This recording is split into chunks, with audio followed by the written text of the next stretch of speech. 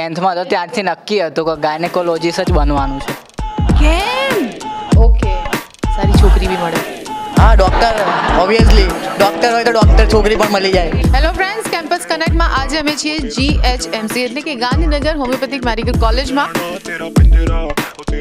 બચવાના ચાન્સ હોય તો એ ગવર્મેન્ટ ઇન્ડિયાની એવી જોબ છે ને કે જવા દેતા હોય કે ચાલો મરવા પર છે, બચાવો ને.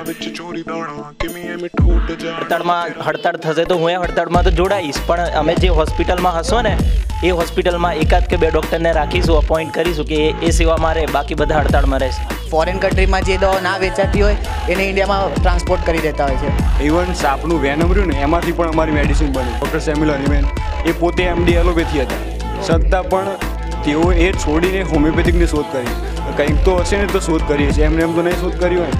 હા, તો બસ એ